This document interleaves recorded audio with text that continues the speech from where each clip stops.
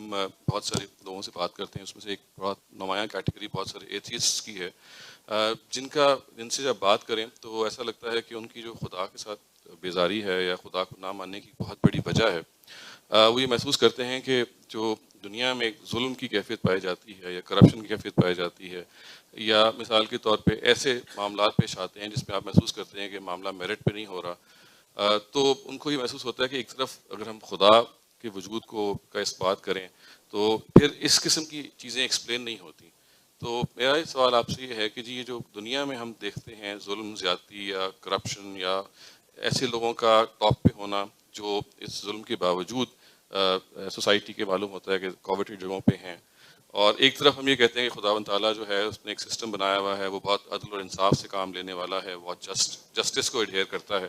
تو یہ دونوں چیزیں جب آپس میں کلیش کرتی ہیں تو بہت دفعہ ایسا محسوس ہوا کہ جو ایتھیزم کی وجہ ایک ہے وہ غالباً یہ ہے کہ وہ اس چیز کو جب دیکھتے ہیں اس کے بعد پھر وہ محسوس کرتے ہیں کہ اس دنیا کو ہم ایکسپلین نہیں کر سکتے اور خدا کو بھی ہم ایکسپلین نہیں کر سکتے. تو اس پہ تھوڑی سی اپنی وضاحت فرمائیے گا. مجھ سے جو سوال کیا گیا ہے اس کے بارے میں چند باتیں عرض کروں گا. عام طور پر میرا تجربہ یہ ہے کہ جو لوگ اللہ تعالیٰ کے بارے میں یا پیغمبروں کی دعوت کے بارے میں منفی ذہن پیدا کر لیتے ہیں، اس کی ایک بڑی وجہ خود مذہبی لوگوں کے رویے ہیں. انسان جب شعور کی آنکھ کھولتا ہے تو ایک چیز تو یہ ہے کہ وہ کچھ ایسا مزاج پیدا کر لیتا ہے کہ مجھے ان چیزوں سے کوئی واسطہ نہیں رکھنا، ایک تہذیبی اور ثقافتی پس منظر ہے. میں مسلمان پیدا ہوا ہوں، ہندو پیدا ہوا ہوں، مسیحی پیدا ہوا ہوں، یہودی پیدا ہوا ہوں، اس ثقافتی اور تہذیبی پس منظر کے ساتھ مجھے جینا ہے. جس طریقے سے میرے ایک باپ ہے، میرا ایک وطن ہے، میری ایک قوم ہے، میری ایک نسل ہے، ایسے ہی قدرت نے مجھے جن لوگوں کے ہاں پیدا کیا ان کا ایک مذہب بھی ہے. تو وہ اس مذہب کو ثقافت اور تہذیب کی طرح پس منظر میں رکھ کر زندگی بسر کرتا ہے. لیکن سارے لوگ ایسے نہیں ہوتے. اللہ تعالیٰ دنیا میں جو انسان پیدا کرتا ہے ان میں کچھ لوگ نظریاتی لحاظ سے بڑے حساس بھی ہوتے ہیں. اس طرح کے لوگ جب یہ دیکھتے ہیں کہ ان کی ایک مذہبی پہچان بھی ہے تو وہ کوشش کرتے ہیں کہ اس مذہبی پہچان کو کچھ سمجھیں، کچھ اس کو ذہن کی گرفت میں لیں. گرد و پیش میں ان کو کچھ مذہبی رہنما نظر آتے ہیں جو مذہبی خدمات انجام دے رہے ہوتے ہیں. کہیں کوئی مسجد ہوگی، کوئی امام ہوگا، کوئی خطیب ہوگا. بالکل اسی طریقے سے ان کے والدین، ان کے اعزاء، ان کے اقربا، وہ بھی کچھ نہ کچھ مذہب کے بارے میں ان کو بتا رہے ہوں گے. تو جو تصورات ان کے سامنے آتے ہیں، جو احکام ان کے سامنے آتے ہیں، جو رویے ان کے سامنے آتے ہیں، میرا عام تجربہ یہ ہے کہ پہلے مرحلے میں یہ چیز ان کے اضطراب کا باعث بنتی ہے. جو کچھ انہیں بتایا جاتا ہے وہ علم عقل کی میزان پر ان کے خیال میں پورا نہیں اترتا. اس کا ایک طریقہ تو یہ ہے کہ آدمی سارے کام چھوڑ کر مذہب کو یا مذہبی کتابوں کو اپنی تحقیق کا موضوع بنائے. وہ اپنے محلے کے امام اور خطیب اور ایک مولوی صاحب سے ذرا اوپر اٹھ کر چیزوں کو دیکھنے کی کوشش کرے. دوسرا یہ ہے کہ اس کے اندر ایک بیزاری پیدا ہو جائے اور وہ یہ خیال کرے کہ یہی مذہب ہے اور یہی اس کے سب کارنامے ہیں. جب ایک مرتبہ یہ ذہن بن جاتا ہے تو اس کے بعد آدمی پھر چیزوں کو ان کے وسیع تناظر میں دیکھنے کی صلاحیت آہستہ آہستہ کھو دیتا ہے. چنانچہ وہی موقع ہے کہ جب بعض لوگ یہ دیکھتے ہیں کہ اس دنیا میں ظلم ہے، عدوان ہے، اس میں تو غریب پس رہے ہیں، اس میں جس کے پاس دولت ہے، اقتدار ہے یا کوئی اور قوت اس کے پاس آ جاتی ہے تو صاحب نظرہ نشہ قوت ہے خطرناک، وہ لوگوں کے لیے ایک مصیبت اور آفت بن جاتا ہے. مصیبتیں اور تکلیفیں ہیں، زلزلے آتے ہیں، طوفان آتے ہیں، شہر کے شہر مٹ جاتے ہیں اور اکثر و بیشتر غریبوں ہی کی بستیوں پر یہ آفت آتی ہے. تو یہ چیز ان کو پریشان کر دیتی ہے اور پھر وہ خیال کرتے ہیں کہ اس کائنات کا اگر کوئی خالق ہے تو وہ یہ انسانوں کے ساتھ کیا معاملہ کر رہا ہے.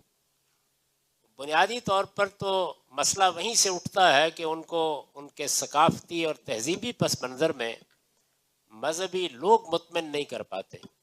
لیکن آہستہ آہستہ پھر نوبت یہاں پہ پہنچ جاتی ہے اس کے لیے یہ ضروری ہے کہ ہم دونوں چیزوں کی اصلاح کریں، یعنی اس چیز کی بھی اصلاح کریں کہ اپنی قوم کو، خاص طور پر اسلام کے ماننے والوں کو مذہب کے معاملے میں ایجوکیٹ کریں.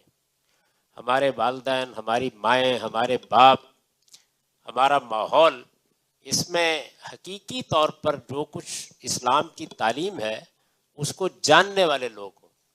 اس سے میری مراد یہ نہیں ہے کہ ہر آدمی دین کا اسکالر یا عالم بن جائے گا، لیکن کم سے کم اتنا صحیح علم اس کے پاس ہو کہ وہ جو ابتدائی نوعیت کا اضطراب پیدا ہو جاتا ہے ایک سوچنے سمجھنے والے آدمی میں، اس کا باعث نہ بن جائے. اس کے بعد ذرا ٹھنڈے دل و دماغ کے ساتھ جب آدمی غور کرے گا تو پھر اسے یہ بات سمجھائی جا سکتی ہے کہ اس کائنات کو اللہ تعالیٰ نے جس اسکیم پر وجود بخشا ہے وہ اس کو سمجھنے کی کوشش کرے.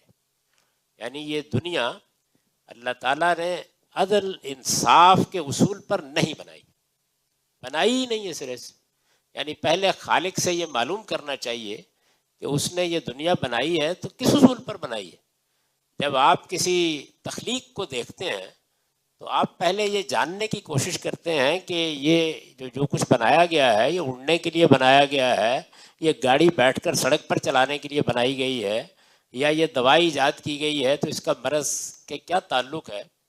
بالکل اسی طریقے سے پہلے یہ معلوم کرنا چاہیے کہ یہ دنیا خدا نے کیا عدل کے اصول پر بنائی ہے، کیا انصاف کے اصول پر بنائی ہے. انبیاء علیہم السلام نے یہ بتایا ہے کہ ایسا نہیں ہے. یعنی اگر تو خدا کے پیغمبر یہ بتا رہے ہوتے کہ یہ عدل اور انصاف کے اصول پر بنی ہوئی دنیا ہے، خدا عادل ہے، اس نے عدل و انصاف کے مطابق انسان کو وجود بخشا ہے اور اسی اصول پر دنیا کا نظم چلا رہا ہے، تو پھر یہ اعتراض ٹھیک تھا. لیکن ایسا نہیں ہے. اللہ کے نبیوں نے یہ بتایا ہے اور اس کی منادی کی ہے کہ یہ دنیا ایک عارضی دنیا ہے. اصل دنیا جس کو عدل اور انصاف کے اصول پر بننا ہے وہ موت کے بعد وجود میں آئے گی. یہ اس سے پہلے عارضی دنیا امتحان کے اسلوب پر بنائی گئی ہے. یعنی اس کا اصول عدل اور انصاف نہیں ہے، یہ امتحان کے اصول پر بنائی گئی ہے. اس کائنات کا خالق یہ فیصلہ کر کے اس دنیا کو وجود بخش چکا ہے کہ اس نے اس دنیا میں سے آنے والی دنیا کے لیے لوگوں کا انتخاب کرنا ہے. یعنی وہ دنیا جو موت کے بعد شروع ہوگی، جو ایک ابدی دنیا ہوگی، ایک اٹرنل لائف کے ساتھ وجود میں آئے گی، جس کا عیش دوام ہوگا، جس میں ارتقاء کی کوئی حد نہیں ہوگی، جس میں خدا کی ابدیت میں انسان شریک ہو جائے گا. وہ عظیم دنیا جو وجود میں لائی جانی ہے، اصلی مقصود وہ ہے. اس سے پہلے اس دنیا میں داخلے کے لیے ایک امتحان گاہ بنا دی گئی ہے. تو امتحان گاہ کے لیے تو لازمی اصول یہ ہے کہ اس میں انسان کو اختیار دیا جائے، کیونکہ اگر اختیار نہیں ہوگا تو پھر امتحان بھی نہیں ہوگا. جب آپ اختیار دیں گے تو اختیار کا غلط استعمال بھی ہوگا، پھر اس میں تکلیفیں اور مصیبتیں بھی ہوں گی، پھر اس میں کبھی صبر کا امتحان ہوگا، کبھی شکر کا امتحان ہوگا. تو اگر آپ اس زاویے سے دیکھیں، یعنی اس دنیا میں خدا کی اسکیم کو سمجھ کر اس کو دیکھیں، تو اس سے زیادہ پرفیکٹ دنیا امتحان کے لیے نہیں بنائی جا سکتی. یعنی عدل اور انصاف کے لحاظ سے دیکھیں تو یہ حقیقت ہے کہ اس دنیا کو دیکھ کر آدمی خیال کرتا ہے کہ تو رام کی لیلا ہے، یزنا کی تماشا گاہ ہے، یہ تو کوئی کھلنڈرے کا کھیل ہے. لیکن اگر آپ اس کو امتحان کے زاویے سے دیکھیں تو یہ ایک پرفیکٹ اور کامل دنیا ہے. یعنی ہر شخص ہر لحظے ہر موقع پر، فرد ہو، قوم ہو، باپ ہو، ماں ہو، بیوی ہو، شوہر ہو، معرض امتحان میں. یہ دیکھا جا رہا ہے کہ وہ کیا کرتا ہے. چنانچہ قرآن مجید نے اس کو بیان کیا ہے کہ خلق الموت والحیات لیبلوکم ایکم احسن عملا. میں نے موت اور زندگی کا یہ کارخانہ اس اصول پر بنایا ہے، عدل کے اصول پر نہیں بنایا، اس اصول پر بنایا ہے کہ میں یہ دیکھوں، جانچ کر دیکھوں کہ کون اس دنیا میں ظلم کے باوجود، ستم کے باوجود، حالات کی ناسازگاری کے باوجود، لوگوں کی تعدی کے باوجود، بغی اور سرکشی کے باوجود صحیح بات پر قائم رہتا ہے اور کون اچھا عمل کرتا ہے. تو یہ اس اصول پر بنائی گئی ہے. یہ بات ہم کو واضح کرنی چاہیے کہ پہلے یہ طے کر لیجئے کہ خالق کی اسکیم کیا ہے. اگر خالق کی اسکیم عدل ہے تو اس میں کوئی شک نہیں کہ یہ اعتراض پیدا ہوتا ہے، لیکن اگر خالق کی اسکیم امتحان ہے تو پھر اس کو سمجھ کر جس کو بھی گفتگو کرنی ہے کرنی ہے۔ اس میں جی ایک مزید سوال ہی پیدا ہوتا ہے کہ اگر جیسے آپ نے فرمایا کہ یہ آزمائش ہے اور یہ ایک ٹرائل اور ٹیسٹ کا پیریڈ ہے، تو اگر آپ دنیا کو اس طرح سے ویو کریں تو کچھ توجہ ہو جاتی ہے، لیکن بعض دفعہ محسوس ہوتا ہے جی کہ یہ جو آزمائش اور ٹرائل ہے یہ بھی کچھ ضرورت سے زیادہ ہے۔ میں آپ کو ایک مثال چھوٹی سی دیتا ہوں۔ آئی ہیو اے کولیگ، ان کی بیٹی 13 سال کی ہیں جی، تو she was born blind, born deaf, born paralysed, and مطلب ان کی جتنے بھی آپ سمجھ لیجئے کہ جو پیرالسس کے ہو سکتے تھے امراض، وہ شروع سے چلے آ رہے ہیں۔ شی از بین کنفائنڈ ٹو دا بیڈ۔ سو ایسی جگہ پہ یہ لگتا ہے کہ ٹھیک ہے آزمائش پہ دنیا بن رہی ہے، لیکن وہ بچی جو شروع سے لے کے اب تک محض بیڈ پہ لیٹی ہوئی ہے اور بڑی ہوتی چلی آ رہی ہے اور اتنی سخت آزمائش سے گزر رہی ہے، تو اگر آپ کی اس بات کو مان بھی لیں کہ دنیا آزمائش پہ کے اصول پہ چل رہی ہے، تو یہ بعض کیسز میں لگتا ہے کہ آزمائش شاید طاقت سے بھی زیادہ ہے جو ڈال دی گئی ہے، جیسے اس کیس میں تو اس بچی کے بارے میں اور اس کی فیملی کے بارے میں۔ تو یہ کیا ایسا نہیں محسوس ہوتا جی کہ یہ ضرورت سے زیادہ آزمائش بھی ایک ظلم کی جگہ پہ پہنچ جاتی ہے؟ اس میں کوئی شک نہیں ہے کہ بعض موقعوں کے اوپر بظاہر دیکھنے والے کو یہ محسوس ہوتا ہے کہ بڑا کڑا امتحان ہے جس میں کسی کو ڈال دیا گیا ہے، لیکن اس امتحان کی نوعیتیں بھی بالکل الگ الگ ہیں۔ یعنی یہ صرف ایسا ہی نہیں ہوتا کہ جس پر مصیبت آتی ہے، جس پر تکلیف آتی ہے، اس کا امتحان کیا جا رہا ہوتا ہے، بلکہ اس کے ذریعے سے اس کے ماحول، اس کے گرد و پیش، اس کو دیکھنے والوں کا بھی امتحان کیا جا رہا ہوتا ہے۔ میں نے یہ بھی آپ کی خدمت میں عرض کیا کہ یہ امتحان کے لحاظ سے ایک پرفیکٹ دنیا ہے۔ یعنی اگر آپ دیکھیں تو اس میں ہزار نقائص ہیں، کیونکہ یہ عارضی طور پر بنائی گئی ہے، لیکن اس لحاظ سے اس میں کوئی نقص نہیں ہے۔ یہ ہر لحاظ سے انسان کو متوجہ کرتی ہے۔ ظاہر ہے کہ انسان کے خدا سے بیگانہ ہونے، خدا کی یاد کو فراموش کر دینے کا باعث کیا چیز بنتی ہے؟ وہ یہی چیز بنتی ہے کہ وہ تندرست ہے، توانا ہے، سوچتا ہے، سمجھتا ہے، چیزوں پر غور کرتا ہے، جوانی کے عالم میں جو چاہتا ہے بظاہر اس کو محسوس ہوتا ہے کہ حاصل کر لے گا۔ تو یہ چیز ہے جس کو توجہ دلانے کے لیے اللہ تعالیٰ اس کے سامنے غیر معمولی چیزیں پیش کر دیتا ہے۔ بعض اوقات بیماری کی انتہائی شدت نمایاں ہو جاتی ہے، بعض اوقات غربت کی انتہائی شدت نمایاں ہو جاتی ہے، تاکہ وہ یہ دیکھے کہ اس کائنات کے خالق نے جو نعمتیں اس کو عطا کی ہیں، اگر وہ چھین لیتا تو کیا معاملہ ہوتا۔ تو یہ جو ایک شاعر نے کہا ہے کہ ہر ورق دفتری است معرفت کردگار، اس میں ہر پتے کے اوپر امتحان ہی امتحان لکھا ہوا ہے۔ اصل میں ہم بعض اوقات یہ خیال کرتے ہیں کہ شکر کا امتحان جن کو اللہ بہت دیتا ہے، بڑی نعمتیں عطا فرماتا ہے، وہ کوئی آسان امتحان ہے۔ جن لوگوں نے اس کائنات کے نظم پر غور کیا ہے وہ اس نتیجے پر پہنچے ہیں، اور ٹھیک نتیجے پر پہنچے ہیں کہ صبر کا امتحان جو مثال کے طور پر اس بچی کا ہو رہا ہے، اس کے والدین کا ہو رہا ہے، وہ نتیجے کے لحاظ سے اتنا خطرناک نہیں ہے جتنا شکر کا امتحان ہے۔ اس لیے کہ اس پہ تکلیف، اس کی شدت، اس کے مسائل ہر لحظے خدا کی طرف متوجہ کرتے ہیں۔ کبھی دعا کے لیے ہاتھ اٹھتے ہیں، کبھی خدا کو پکارنے کے لیے آدمی متوجہ ہوتا ہے، لیکن شکر غفلت میں مبتلا کر دیتا ہے۔ یعنی اس میں جیسے جیسے نعمت ملتی چلی جاتی ہے، شکر کا تصور اور شکر کا احساس غائب ہونا شروع ہو جاتا ہے، اور انسان سمجھتا ہے کہ یہ سب کچھ در حقیقت میرے استحقاق کا نتیجہ ہے، میں نے محنت کی ہے، میں نے پایا ہے، میرے آباء و اجداد کی میراث ہے۔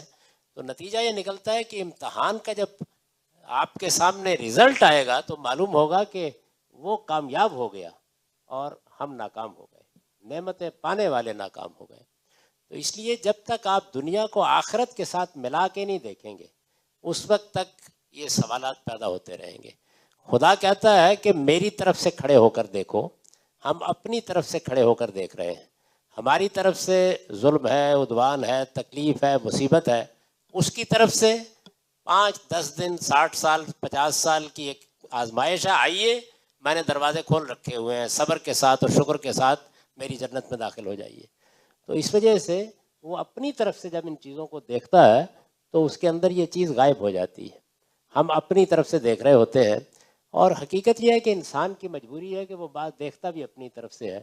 وہ تو گھاس کی پتیاں جن کے آپ سر کاٹ دیتے ہیں اور جس کے نتیجے میں آپ کا لان بہت اچھا ہو جاتا ہے، کبھی گھاس کی پتی کی جگہ کھڑے ہو کر دیکھیے کہ اس کے ساتھ کیا ہوا ہے۔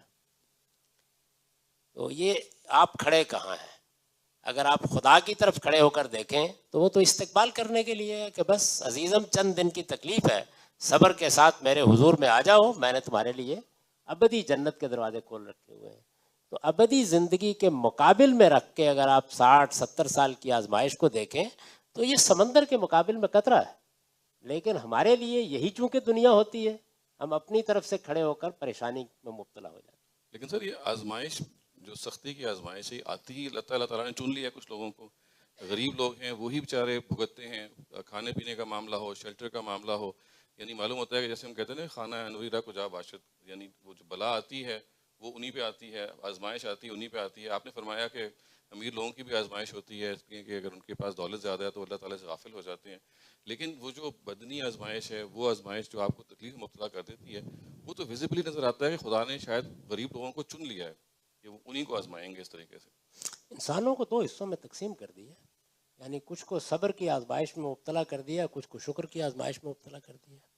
یہی ہونا چاہیے تھا. اگر آزمائش اور امتحان اسی طریقے سے عدلتا بدلتا رہتا تو پھر وہ قائم ہی نہ رہتا. یعنی وہ لوگ کہ جن کو شکر کی آزمائش میں مبتلا کیا ہے وہ کبھی یہ خیال ہی نہ کرتے کہ صبر بھی کوئی چیز ہے، اور جن کو صبر کی آزمائش میں مبتلا کیا ہے ان کے لیے وہ دنیا ہی صبر کی ہوتی ہے، اس لیے کہ ہر آدمی کبھی نہ کبھی نشیب اور فراز میں گر رہا ہوتا. تو وہ پھر امتحان ختم ہو جاتا. اگر آپ اس کو امتحان کے زاویے سے دیکھیں گے تو اس کے لیے صحیح طریقہ یہی ہے کہ ایک حصے کے ساتھ ایک معاملہ کیا جائے، دوسرے کے ساتھ دوسرا معاملہ کیا جائے، اور وہی ہوتا رہتا ہے. اس لیے وہ جب بھی کوئی بلا آسمان سے آتی ہے تو یہی پوچھتی ہے کہ خانہ انوری کو جا باشد. وہ آ کے اس لیے پوچھتی ہے کہ اگر اس کو خدا عدلتا بدلتا رہے تو پھر لوگ متنبع ہو جائیں، غفلت میں مبتلا نہ رہیں، پھر انہیں احساس ہو جائے. کبھی کبھی تبدیل بھی کر دیتا ہے، آسمان سے اٹھا کے زمین پہ پھینک بھی دیتا ہے.